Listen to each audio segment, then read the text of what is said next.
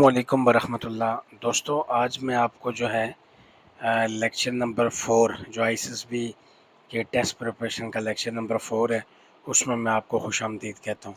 दोस्तों आज फिर जो है हम एक जो जिस टेस्ट की तैयारी करने जा रहे हैं वो है हमारे पास वर्बल टेस्ट। ठीक है, ये यहाँ पे 1 से 100 क्वेश्चन लिखे हुए हैं। हम इस वर्बल के ना 20 सवाल आज करेंगे, फिर 20 सवाल नेक्स्ट लेक्चर में करेंगे। ठीक है जी, आप जब प्रिपरेशन कर रहे हो तो बार बार जो है इन क्वेश्चंस को देखें। ठीक है जी, जब आप बार बार देखेंगे तो फिर आपके लिए थोड़ी सी आसानी होगी इसको मतलब कि देखना भी और इसको समझना भी। ठीक है जी, अच्छा अब ना इससे पहले कि मैं आपको ये समझाऊँ, आप काइंडली मेरा यूट्यूब जो चैनल है वो लाजमी सब्सक्राइब करें, जिसका नाम खुरम फाउंडेशन है। ठीक है जी, जिस पे आप ये लेक्चर देख रहे हैं। इसके अलावा हमारा कोई भी चैनल नहीं है। अच्छा दोस्तों, यहाँ पे देखो ये लिखा हुआ है 24। ये पहला क्वेश्चन है, इसमें लिखा हुआ है 24, 60, 120 और चौथा नंबर क्या आएगा। अच्छा ये ना टेस्ट एनालॉजी का है। एनालॉजी ये चीज़ होती है कि आपने पहले दो का रिलेशन देखना होता है, फिर तीसरे और चौथे का बनाना होता है। ठीक है, तो इसको हम एनालॉजी बोलते हैं।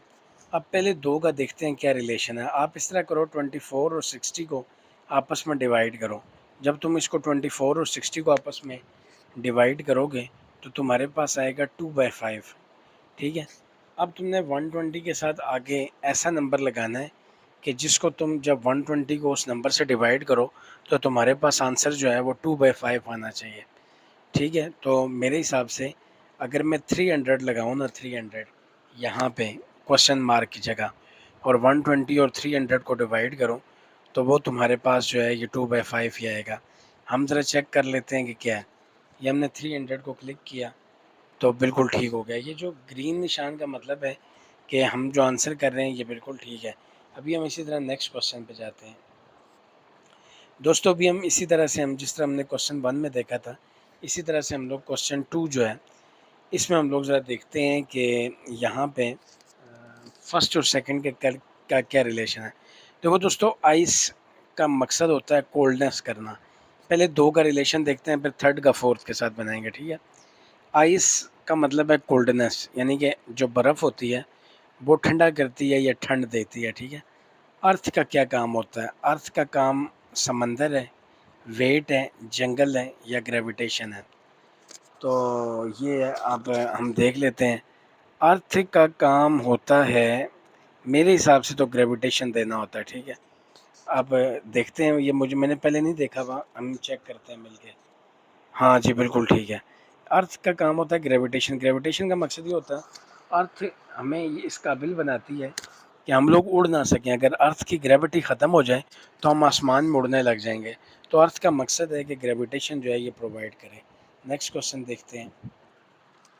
नेक्स्ट क्वेश्चन है कि मार्स, अर्थ, जुपिटर, ठीक है, ये क्या हैं? प्लैनेट्स हैं, कॉस्मोस हैं, ऑर्बिट्स हैं या एस्ट्रोनॉट्स हैं? मुझे इसका कंफर्म नहीं है, लेकिन हम एक प्लैनेट्स कोशिश करते हैं, टिक करके देखते हैं, हो सकता है ये ठीक हो।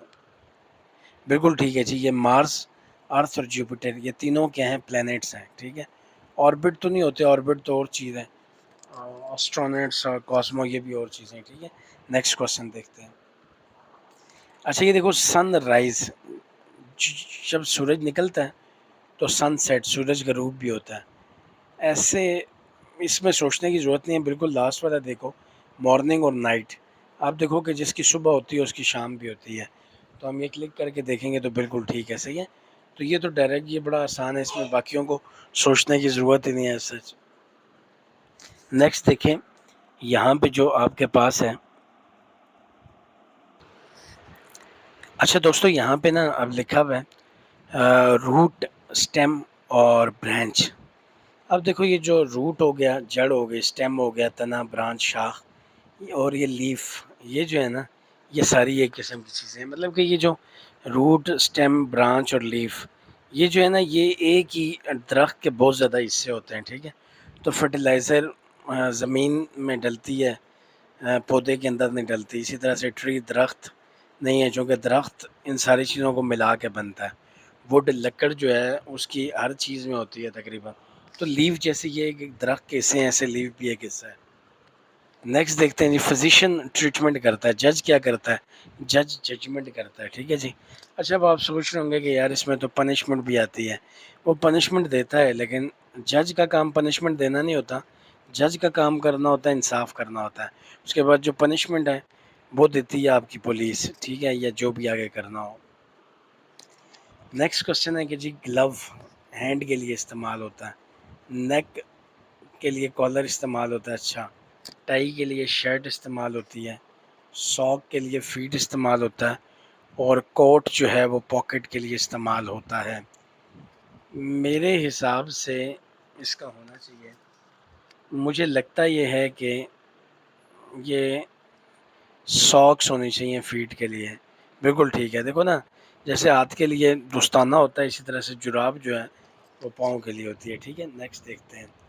अच्छा, ये देखो, पीस, चॉस, क्रिएशन, ये मेरे ख्याल में डिस्ट्रक्शन होती है। उसकी वजह ये है कि देखो, जो अमन है उसको तबाह करना, ये कॉज कहलाता है। तो क्रिएशन होता है तख्लीक, और डिस्ट्रक्शन होती है उसको ख़त्म करना, तो इसका डिस्ट्रक्शन होगा। नेक्स्ट है जी, कार्बन डायमंड। अच्छा, कार्बन और डायमंड जो है ना, मतलब कि जो डायमंड है वो कार्बन से बनता है, ठीक है। इसी तरह से कोरंडम ये रबी से बनता है, ये याद रख लो, ठीक है। ये वो चीज़ें हैं जो तुम्हें याद रखनी पड़ेंगी। जैसे कार्बन डायमंड से बनता है, ये भी तुम्हें याद रखना पड़ेगा। अच्छा, सी इज़ रिलेटेड टू शिप, लाजमी बात है, जो शिप है वो समंदर में होती है। In the same way as road is related to bus, जो रोड है वो बस के लिए होती है, ट्रैवलर्स के लिए नहीं होती। जर्नी सफ़र के लिए नहीं होती, क्योंकि सफ़र तो किसी भी किया जा सकता है, जहाज़ का भी, सब कुछ का भी, ठीक है। लेकिन जो रोड है वो बस के लिए होती है ज़्यादातर। अच्छा, चाक ब्लैक बोर्ड पे इस्तेमाल होता है, इसी तरह से इंक जो है पेपर पे इस्तेमाल होती है, ठीक है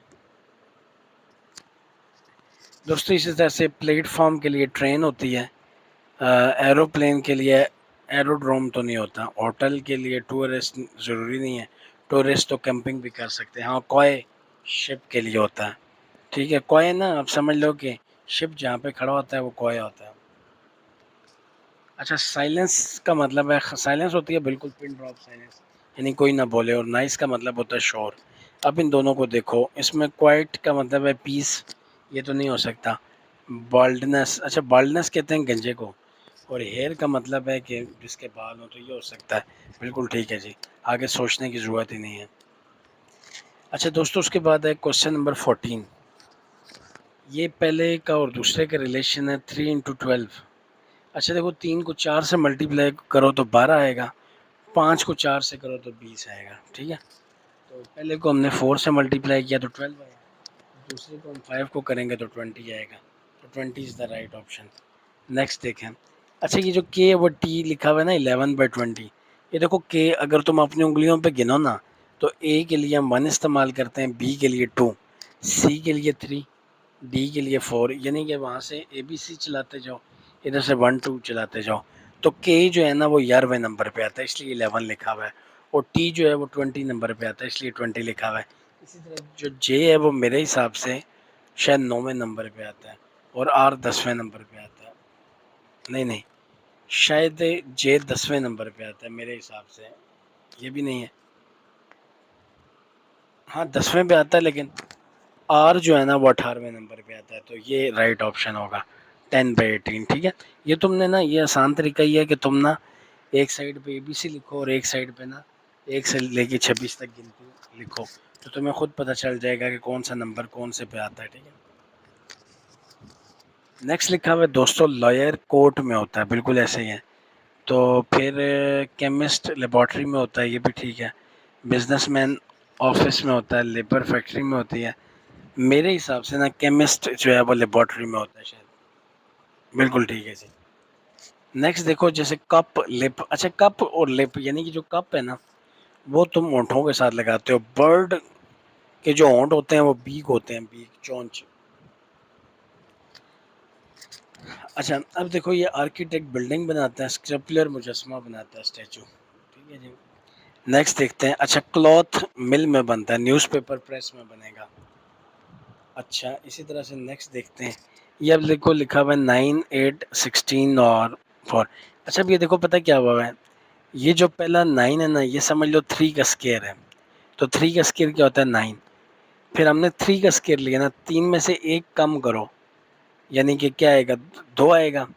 तो 2 का फिर क्यूब ले लो, 8 आ गया। इसी तरह से अब ये 16 किसका स्क्वायर है, 4 का। तो 4 से 1 कम करो 3, तो 3 का क्यूब लो तो ये कितना आ जाएगा, 27। तो दोस्तों ये वो 20 क्वेश्चंस थे जो आज हमने किए हैं। उम्मीद है तुम लोगों को समझ आए होंगे, और अगर समझ आए हैं तो मेरा यूट्यूब चैनल लाजमी सब्सक्राइब करना, और मुझे सजेशंस भी देना कमेंट्स में, ताकि मुझे पता चल सके कि तुम्हें मज़ीद किन किन चीज़ों की ज़रूरत है। ठीक है, उम्मीद है कि ये तुम्हें समझ आए होंगे। अल्लाह तुम सबका हामी और नासिर हो। Thank you very much. अस्सलाम वालेकुम।